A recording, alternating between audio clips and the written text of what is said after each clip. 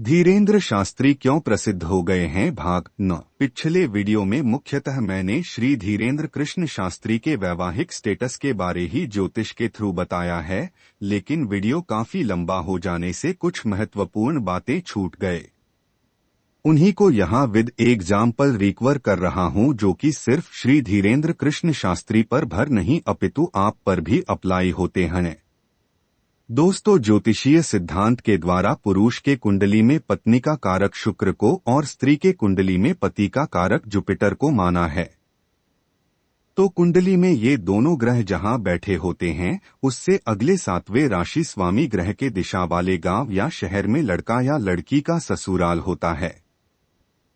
जैसे कि मेरे कुंडली में शुक्र से अगला 7वां राशि कर्क नॉर्थ वेस्ट वायुकोण दिशा के लॉर्ड चंद्रमा की राशि है। अब जानिए ग्रहों की दिशाएं। सूर्य का पूरब, शनि का पश्चिम, बुध का उत्तर, मंगल का दक्षिण, बृहस्पति का ईशान, शुक्र का आग्नेय, राहु का नैऋत्य नैऋत्य दिशा है। चंद्रमा का बता ही चुका हूँ, तो मेरे जन्म स्थान तलोरा जशपुर से वायुकोण में स्थित एकम्बा गांव में मेरा ससुराल है। वहीं मेरे नाम का खेत जमीन होने से वह वर्तमान में मेरा भी गृह ग्राम है।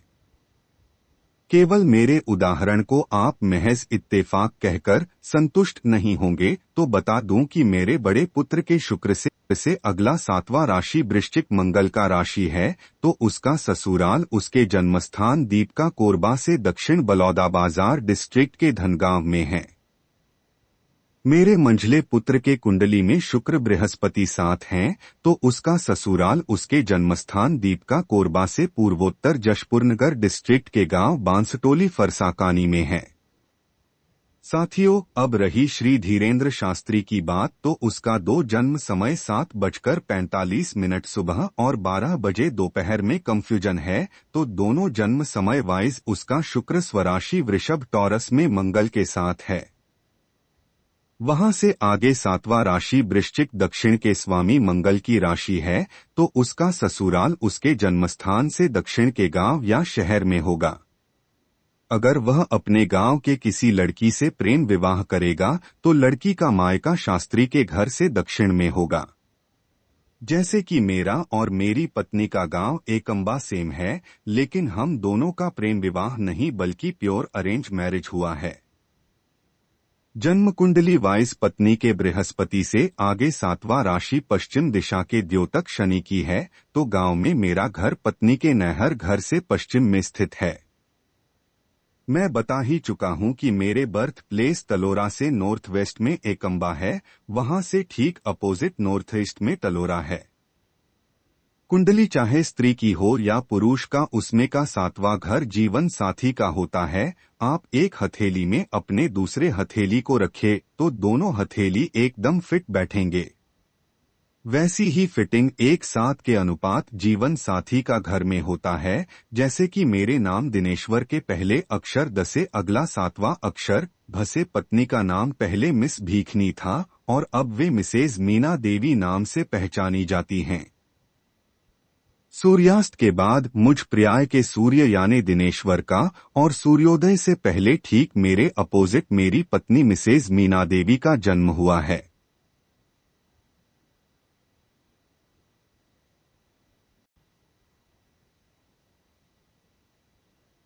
साथियों, अब आप प्रेम विवाह के ज्योतिषीय सिद्धांत को भी जानिए। कुंडली में मंगल और शनि लव अफेयर के 5th हाउस को और जुपिटर को भी देखते हों, तो जन्मज लड़का या लड़की लव मैरिज करते हैं। तो जन्म समय 7:45 सुबह वाइज श्री शास्त्री के मंगल और शनि दोनों जुपिटर को देख रहे हैं। दीगर तो मंगल 5th हाउस को भी देख रहा है, उसका लव मैरिज होने का भी चांस है। विवाह का मूल उद्देश्य सेक्स पूर्ति ही होता है। सेक्स के प्रभाव से देवराज इंद्र, राजर्षि विश्वामित्र आदि भी खुद को बचा न पाए थे। सेक्स का लॉजिक कथन चाणक्य और सुकरात ने तो किया ही है। मंडन मिश्र और उनकी भार्या सरस्वती से शास्त्रार्थ करने पर शंकराचार्य को भी सेक्स का अनुभव लेना पड़ा था। आचार्य रजनीश ओशो जी ने तो सेक्स पर ही संभोग से समाधि तक का सिद्धांत भी प्रतिपादित कर दिया है। अगर आप सेक्स को पानी माने तो रहीमन पानी राखिए। बिन पानी सब सून, पानी गए न उबरे मोती मानुस चून। दोस्तों, विदाउट सेक्स यह सारा जगत सूना मरुस्थल डेजर्ट की तरह है। कुंडली में मैरिज और सेक्स का हाउस सेवंथ को माना गया है और 9 ग्रहों में मंगल को खून की गर्मी एंड शुक्र को वीर्य का फैक्टर कहा है। आठ कुंडली में दोनों साथ हो, एक दूजे के राशि में हो, एक साथ के अनुपात में हो या लग्न एसेंडेंट या सेवंथ हाउस में हो तो ऐसे जन्मज पशुगामी बेस्टैलिटी हो सकते हैं। मॉडर्न साइंस के इजाद एक्सरे मशीन अंदरूनी शारीरिक टूट-फूट को बताता है, सोनोग्राफी से भ्रूण का पता चलता है। लेकिन मेरे जानकारी से अब तक ऐसा मशीन नहीं बना है जो किसी के गुप्त यौन शक्ति उर्फ सेक्स पावर को बता सके। लेकिन ज्योतिष के द्वारा किसी के भी सेक्स पावर को भली भांति जाना और समझा जा सकता है। उफनते दूध में अगर आप ठंडे पानी का छींटा मार दे तो उबलता दूध नीचे बैठ जाता है। ठीक उसी तरह उफनते सेक्स में अगर सेक्स कंट्रोलर ग्रह का प्रभाव यानी ठंडा छींटा पड़ जाए तो सेक्स भी डाउन हो जाता है।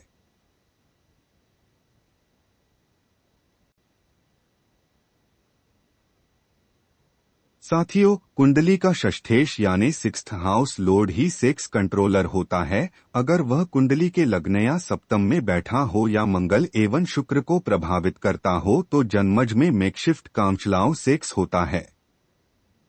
सेक्सोलॉजी वाइज सेक्स पावर और वेल्थ पावर का चोली दामन वाला साथ होता है। गांधी जी के मंगल एवं शुक्र लग्न में बैठे थे तो वे बहुत सेक्सी हो सकते थे, लेकिन उनका सेक्स कंट्रोलर बना जुपिटर सेवंथ से लग्न मंगल और शुक्र तीनों को ही देख रहा था, तो उनमें सेक्स पावर और वेल्थ पावर दोनों कम या कामचलाऊ था। और जब अंग्रेज भारत को छोड़कर भागे तो उसके रिएक्शन में चर्चिल ने कहा, एक अधनंगे फकीर से ब्रिटिश गवर्नमेंट हारी भी तो आखिर क्यों हारी। हमारे श्री धीरेंद्र कृष्ण शास्त्री का शुक्र अपने ही राशि वृषभ में मंगल के साथ है। शुक्र के राशि में मंगल हो या मंगल के राशि में शुक्र हो तो जन्मज सेक्सी होता है। आठ बागेश्वर बालाजी वाले शास्त्री भी आशाराम बापू और डेरा सच्चा राम रहीम की तरह सेक्सी हो सकता था। अगर वह सेक्सी नहीं है तो इसीलिए कि जन्मसमय 7:45 सुबह वाइज उसका षष्ठेश जुपिटर छठे में ही स्वगृही होकर एक सेक्स फैक्टर शुक्र के नक्षत्र में गया है कि पी वाइज सेक्स घर का उप नक्षत्रेश सब कंस्टेलेशन भी जुपिटर ही बना है। अगर जन्म समय 12 बजे दोपहर वाइज देखे तो उसका षष्ठेश होकर शनि सेवंथ हाउस में है, वहां से वह मंगल शुक्र के अलावा लग्न को देख रहा है। तो दोनों जन्म समय के कुंडली धीरेंद्र शास्त्री में कामचलाओ सेक्स को ही दिखाते हैं। अगर कुंडली है तो यहाँ दिए सिद्धांतों को खुद पर आजमाकर अवश्य देखें। अगर आप में सेक्स पावर अच्छा होगा तो आपका वेल्थ पावर भी अच्छा ही होगा। साथियों, आपकी अदालत में श्री रजत शर्मा जी ने धीरेंद्र शास्त्री का इंटरव्यू लेकर वीडियो बनाया है। आई होप दैट आपने भी उसे देखा होगा। श्री रजत शर्मा जी ने शास्त्री से सवाल पूछा है, मात्र 26 साल की उम्र में इतनी चर्चा, ऐसी पब्लिसिटी आखिर आप में क्या है। इसके जवाब में श्री शास्त्री ने हंसते हुए कहा है, जिसका गुरु बलवान होता है उसका चेला भी पहलवान होता है। जबकि इसके पीछे का राज या वास्तविकता कुछ और ही है। मसलन कुछ अन्य प्रश्न हैं। श्री धीरेंद्र शास्त्री से ठीक 1 साल 8 दिन बाद डेट 12 जुलाई 1997 को जन्मी 25 साल 8 माह 25 दिन उम्र वाली मलाला यूसुफजई में आखिर क्या है। उसके पीछे न तो कोई गुरु कृपा है और न ही गॉडफादर है, फिर भी वर्ल्ड लेवल पर उसकी पब्लिसिटी क्यों है। तो सवाल से ही सवाल निकलता है, खुद श्री रजत शर्मा जी में और श्री श्याम मानव में आखिर क्या है।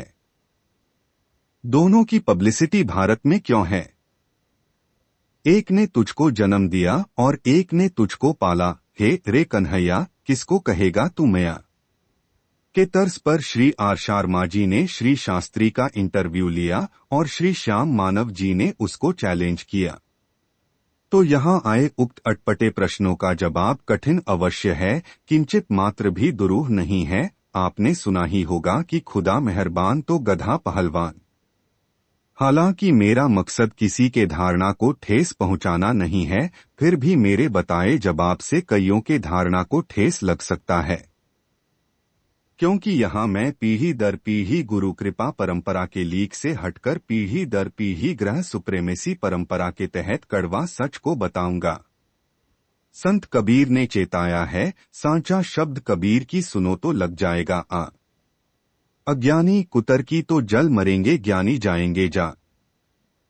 साथियों, अगर मेरे कहे कड़वे सत्य से आपको जलन हो, उसके लिए मैं अग्रिम रूप से क्षमा चाहता हूँ, सो प्लीज डोंट माइंड। एक शायर की शायरी, तुझे अंग्रेजी बोलना किसने सिखाई, माशाअल्लाह तू तो करता था अंग्रेजों के जूतों की सफाई। साथियों, तारीख 4 जुलाई 1996 को जन्मे धीरेंद्र शास्त्री का और तारीख 12 जुलाई 1997 को जन्मी मलाला यूसुफजई का लक्की नंबर सेम 9 है। अंक 9 का स्वामित्व मंगल को मिला है। आठ संसार में कहीं भी किसी भी सन या माह में जिनका जन्म 9, 18, 27 तारीख को या लक्की नंबर 9 वाले तारीख में होता है, उनका मंगल बलवान होता है, जिसके चलते ऐसों का वर्चस्व सुप्रेमेसी दुनिया खूब मानती है और उन्हें विख्यात और हाईलाइट भी कर देती है। जैसे कि तारीख 18 फरवरी 1836 को जन्मे रामकृष्ण परमहंस का मूलांक 9 था। तारीख 2 अक्टूबर 1869 ईस्वी को जन्मे गांधी जी का लक्की नंबर 9 था। गांधी जी के सुप्रेमेसी को अंग्रेजों ने तो माना ही माना, Nelson Mandela, Martin Luther, Shri Barack Obama आदि ने भी खूब माना। इधर हम भारतीयों ने तो सुप्रेमेसी मानने के चरम में गांधी के फोटो को भारतीय मुद्राओं में स्थान दे दिया है। 3 दिसंबर 1884 ईस्वी को जन्मे प्रेसिडेंट राजेंद्र प्रसाद जी का लक्की नंबर 9 था। लाख और लक्की नंबर 9 के होल्डर्स रामकृष्ण परमहंस, महात्मा गांधी और राजेंद्र प्रसाद जी के सुप्रेमेंसी को मानकर भारतीयों ने उनको हाईलाइट भी किया। वर्तमान में पब्लिसिटी बटोरने वाले तारीख 9 सितंबर 1951 ईस्वी को जन्मे श्री श्याम मानव जी और तारीख 18 फरवरी 1957 ईस्वी को जन्मे श्री रजत शर्मा जी का मूलांक 9 है। श्री श्याम मानव जी से 6 साल 3 माह 20 दिन बाद और श्री रजत शर्मा जी से 10 माह 11 दिन बाद यानी तारीख 29 दिसंबर 1957 ईस्वी को जन्मे मेरा लक्की नंबर 9 है। गांधी जी का और मेरा बर्थडेट हरेक कोण से इक्वल है, साथ ही हम दोनों का बर्थडेट रामकृष्ण परमहंस के बर्थडेट का बिल्कुल ही उल्टा या अपोजिट भी है। अगर आपको यकीन न आ रहा हो तो हम तीनों के बर्थडेट का मूलांक, भाग्यांक और मिश्रितांक निकालकर आप देख सकते हो। साथियों, हमारे दादा परदादा पीढ़ी के लोगों ने अपने समकालीन बलवान मंगल के हस्तियां रामकृष्ण परमहंस, महात्मा गांधी और राजेंद्र प्रसाद जी आदि के सुप्रेमेसी को माना ही माना। तो हम सब किस खेत के गाजर मूली हैं जो कि न माने। बलवान मंगल वाले हमारे समकालीन श्री श्याम मानव और श्री रजत शर्मा जी के सुप्रेमेसी को भी लोग मान रहे हैं। उसी तरह डेट 11 अप्रैल 1995 ईस्वी को जन्मी मेरी पुत्री से भी 2 साल छोटे एवं छोटी 2 बलवान मंगल वाले धीरेंद्र शास्त्री और मलाला के सुप्रेमेसी को भी दुनिया ने एक्सेप्ट कर चुकी है। जहां मलाला को दुनिया ने नोबेल जैसे कई अवार्ड्स दिया है, अब आगे अवार्ड्स पाने की बारी धीरेंद्र शास्त्री का हो सकता है। तो आपने देखा, पीढ़ी दर पीढ़ी गुरु कृपा परंपरा के बजाय आजकल बली मंगल वालों के सुप्रेमेसी को मानने की परंपरा चल पड़ी है। साथियों, अगर हम हिंदू मुस्लिम की बात करें तो श्री धीरेंद्र शास्त्री हिंदू है तो मिस मलाला यूसुफजई मुस्लिम है, लेकिन हिंदू मुस्लिम से परे उन दोनों को मंगल ग्रह बिल्कुल ही एक जैसा प्रभावित किया हुआ है। श्री धीरेंद्र शास्त्री ने बार बार हिंदू को सनातन धर्म कहा है, तो सनातन धर्म आखिर में है क्या? धर्म का शाब्दिक अर्थ धारण करना या पहनना होता है, इसीलिए कहा गया है धार्यति सत धर्म। यानी जो धारण करता है वही धर्म है। धर्म विहीन नर पशु यानी धर्म के बिना मनुष्य पशु तुल्य होता है। कोई कहे कि हम कपड़े पहनते हैं, हंसते बोलते हैं, सृष्टि के अन्य जीवों से ज्यादा माइंडेड हैं, इसीलिए मनुष्य मानव कहलाते हैं, तो बिल्कुल गलत है। क्योंकि सर्कस के और मदारी लोग अपने बंदर भालुओं को कपड़ा पहनाए रखते हैं। शिक्षित करने पर तोता मैना और बुलबुल भी मनुष्य की तरह बोलते हैं, और जहां मनुष्यों का ब्रिलियंट माइंड हार जाता है, वहां स्निफर डॉग का माइंड बाजी मार जाता है। इस कंडीशन में आखिर हम मानव क्यों कहलाते हैं? दोस्तों, हम मानवों के साथ सनातन से ही धर्म मर्यादा जुड़ा हुआ है, जिसका पुख्ता प्रमाण समस्त महिलाओं का मासिक धर्म है। महाभारत ग्रंथानुसार जब द्रौपदी को कौरवी सभा में घसीटा गया था, तब उसका मासिक धर्म चल रहा था। ईसाइयों के पवित्र ग्रंथ बाइबल में भी मासिक धर्म का जिक्र किया गया है। धर्म मर्यादा का शाश्वत पालन करने के कारण ही सब जीवों में आगरी हम श्रेष्ठ मानव कहलाते हैं। धर्म मर्यादित होने के चलते ही हम मेल पर्सन अपनी सारी फीमेल्स को एक ही लाठी से नहीं हाँकते हैं, वही कुछ हमारी फीमेल्स भी करती हैं।